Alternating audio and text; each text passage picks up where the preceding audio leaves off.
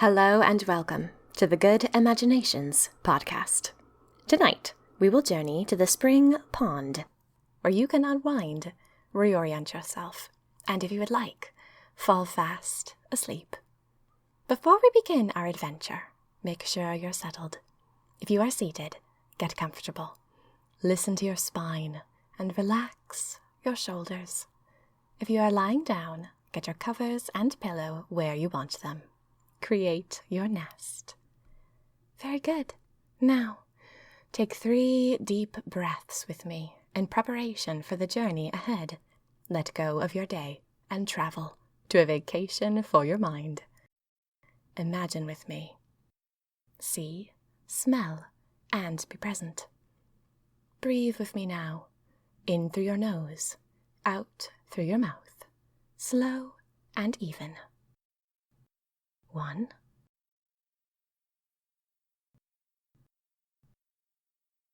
2,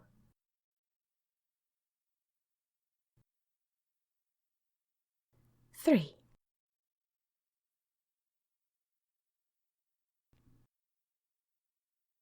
Very good. Now, shut your eyes and let's drift off to the site of tonight's adventure. You lie on your belly in the warm spring grass, feeling, as you do, the glow of the sun on the small of your back. It is a beautiful afternoon.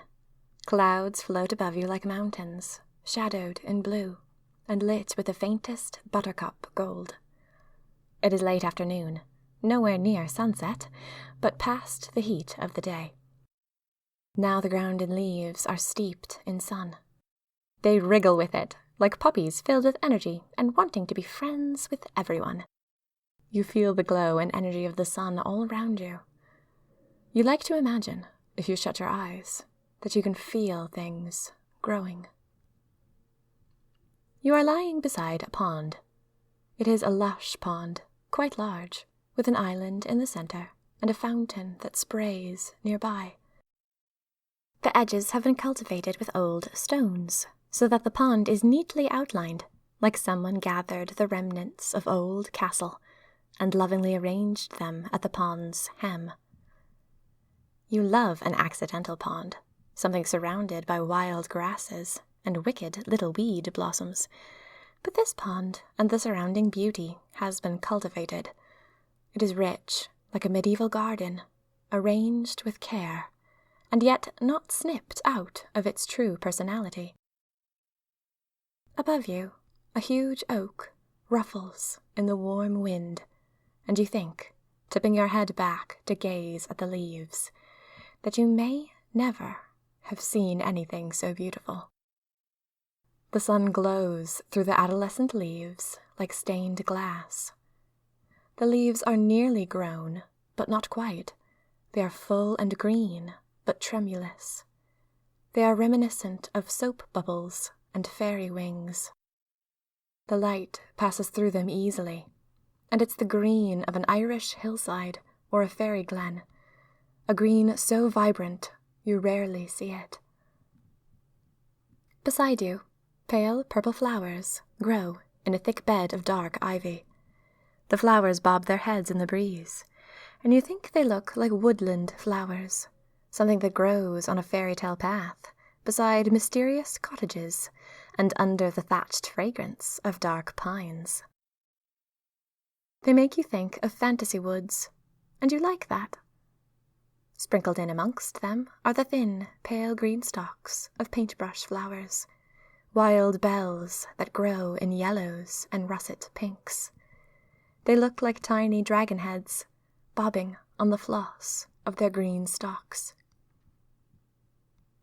Beside the row of flowers is the sheltering cover of many bushes, which is why your spot at the pond feels so sheltered and serene. One of the bushes is dappled with lavender-colored lilac blossoms. The fragrance rolls towards you, rich and inviting. The air seems steeped in the most wonderful smells today. Lilac, the sweetness of the cool pond, a recent thunderstorm, mud and grass and new life in the trees. It is an elixir. You inhale, and you seem to be smelling not just air, but whirls of sugar clouds, spun from the beauty of an Italian countryside.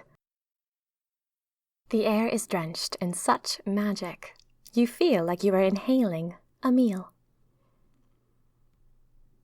You settle your head on the back of your hands and shut your eyes, content to have your nose so close to the sweetness of the grass. Hours could pass here, you think, and you'd be content to just soak up the sun and the fragrance of the day. Strange how you cannot be bored when there is such beauty. You shut your eyes for a time and feel like you're floating. The ground feels strangely soft, and the slight tip of the hill that you lie on makes you feel like you're hovering on a cloud. You enjoy the feeling of being balanced. A moment later, you open your eyes, and you find yourself staring straight at the pond. How wonderful. The pond is a bit shrouded, cloudy. It is not a scummy, dirty pond. The surface is as reflective as a mirror, but the depths are filled with plant life and small, floating green things, so it is hard to see the bottom. You wonder if the pond is shallow or fathoms deep. It seems to be a friendly world existing nearby, and yet you have no idea what zooms in the depths. You enjoy the secrecy of it. You watch the pond, and you feel like you can get a better glimpse of your surroundings because here everything is reflected, muted, in the surface of the pond. You can see the flowers at the rim and the rustling upper branches of the trees all at once. What a beautiful view. It is like a rippling painting of the scene around you, the colours just as vibrant, but the shapes blurred ever so slightly, like Renoir has had a go at putting the image down. You smile out at the pond, and just then a fish leaps up and splashes back down. A ripple spreads. You smile and wonder why the fish did that. Is it an alert? A mating call? Was the fish happy and trying a cheerful cavort, the way a human might hurl themselves into a joyful cartwheel? After a moment, your eyes adjust to the light of the pond, and you realize there are several fish with wide mouths staring at you. They look so serious, but you wonder if they are feeling serious at all. If fish have feelings, do they? You wave at the fish. They do not wave back, but you hope they know on some level that you are just here to enjoy and soak up beauty and admire their leaping little dances. You roll onto your side and you smile to yourself. The quiet sanctuary of this place is tremendous. It delights you to the core of your heart to know that places this lush and heavenly exist in real life. You used to think that only fiction, stories that you tapped into, could provide such beauty and peace and, well, perfection. In the backdrop of a fairy tale you read when you were a child. But everything is real, tangible. You pick up a white dandelion from where it bobs in the grass and blow the seeds lazily across the pond. They float like snowflakes. You sigh. There is something so healing about a beautiful reality.